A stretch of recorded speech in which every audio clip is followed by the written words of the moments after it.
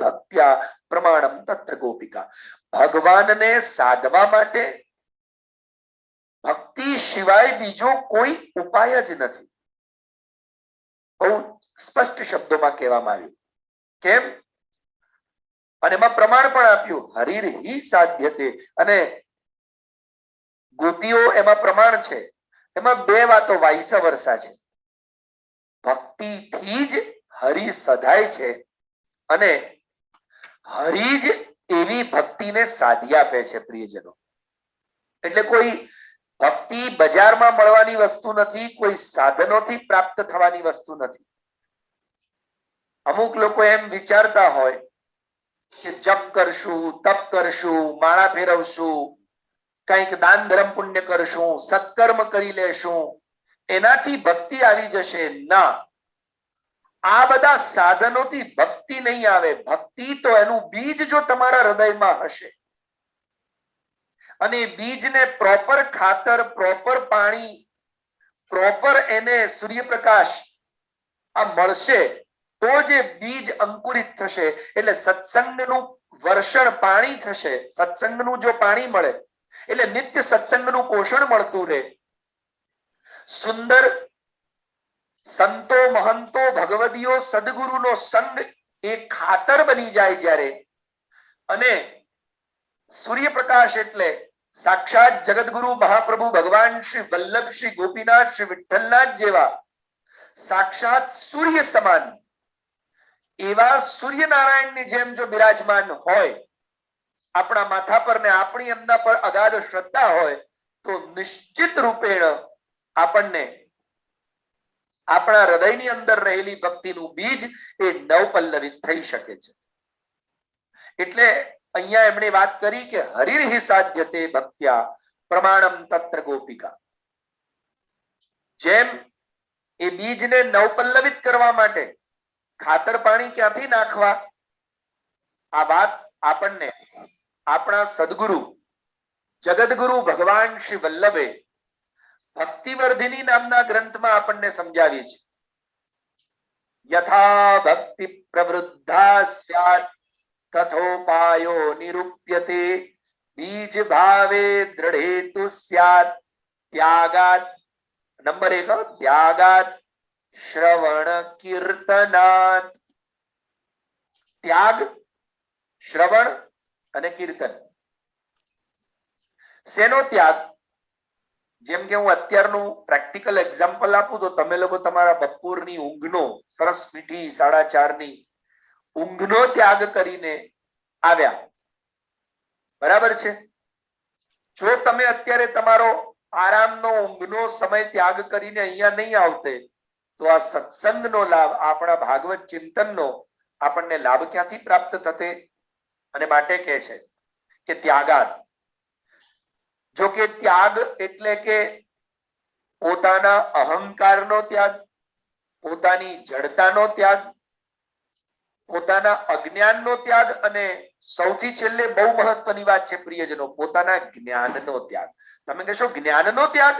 તો કે હા, હું જાણું છું, મને ખબર છે, એ વસ્તુ જ્યાં સુધી મનમાંથી નીકળતી નથી ત્યાં સુધી શુદ્ધ જ્ઞાન હૃદયમાં પ્રગટ થતું નથી. અને એટલે ભક્તિ માર્ગમાં જ્ઞાનનો પણ ત્યાગ આવશ્યક છે. જેમ કે ફોર એક્ઝામ્પલ ગોપીજનો, કેમ કે પ્રમાણમ તત્ર ગોપિકા. હવે આપણે ગોપીજનોનું પ્રમાણ ક્યાંથી લઈએ? તો તમે જુઓ કે ગોપીજનો એટલે કોઈ સામાન્ય ગામડાની અભણ સ્ત્રીઓ તો છે જ નહીં ને. એ તો લોકોને લાગે છે. બાકી ગોપીજનો છે કોણ? તો કે દંડકારણ્યના ઋષિ મુનિઓ, જેમને રામચંદ્રજીએ વરદાન આપ્યું છે. આ તો વેદની ઋચાઓ એટલે શ્રુતિ રૂપાઓ છે.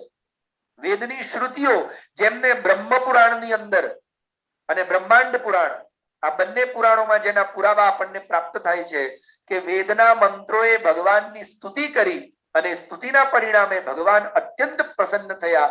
અને એ ગોલોક ધામ નિવાસી ગોવિંદ જ્યારે પોતાની રાધિકા નામની આહ્લાદિની શક્તિ સહિત જ્યારે ગોલોક ધામમાંથી બહાર પધાર્યા દર્શન આપવા, અને તેવે વખતે એ વેદની ઋચાઓએ, એ શ્રુતિ રૂપાઓએ ભગવાનને વિનંતી કરી, ભગવાને કહ્યું વરદાન માંગો, ત્યારે એમણે કહ્યું કે અમને વરદાન નહીં, આપનો આ આનંદ, આ અલૌકિક ગોલોક ધામ, આપનું આ સૌંદર્ય, આપની આ પ્રેમમય મૂર્તિ અને આપની આહ્લાદીની શક્તિ આ જોતા એવું થાય છે કે અમને પણ આવો પ્રેમ મળે, અમને પણ આ આનંદની અદમ્ય ઈચ્છા છે.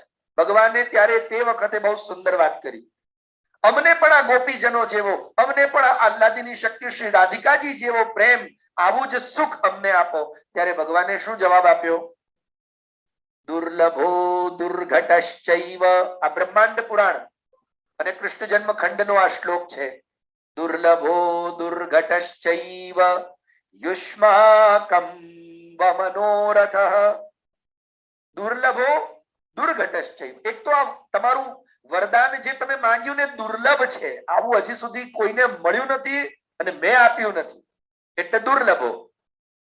આપવાનો નથી એમ નથી કહ્યું, મેં આપ્યું નથી અને હજી સુધી કોઈએ માંગ્યું નથી, એટલે દુર્લભ છે. અને એને મેળવવા માટે ઘણા પાપડ વણવા પડે હો, એવું આ દુર્લભ. અને દુર્ઘટશ્ચૈવ એટલે હજી સુધી ઘટ્યું નથી. દુર્લભો દુર્ઘટશ્ચૈવ યુષ્માકં તુ મનોરથ. આ તમારો મનોરથ જે તમે ઈચ્છા વ્યક્ત કરી મારી આગળ અત્યંત દુર્લભ છે. તો કે બાપજી શું કરીએ એના માટે? અને ત્યારે ભગવાન સુંદર એ રાધિકાના નાથ ગોલોક ધામ નિવાસી ગોવિંદ કૃષ્ણ બહુ સુંદર રીતે કહે છે, પ્રાપ્તે સારસ્વતે કલ્પે, જ્યારે સારસ્વત કલ્પ આવશે તે વખતે માથુરે મમ મંડલે, મથુરા નામના મારા મંડળની અંદર, વૃંદાવને ભવિષ્યામ, તમે વૃંદાવનની અંદર બધા ઉત્પન્ન થશો. અને તે વખતે પ્રેયાન્વો રાસ મંડલે, ત્યારે રાસ મંડળની અંદર મારા વૃંદાવન નામના ક્ષેત્રમાં હું તમને તમારી મનોરથ અને તમારી ઈચ્છાઓની પૂર્તિ કરીશ. શું? તો કે વ્રજે ગોપ્યો ભવિષ્યત, માથુરે મમ મંડલે વ્રજે ગોપ્યો ભવિષ્યત, તમે વ્રજની અંદર ગોપીજનો બનીને પ્રગટ થશો.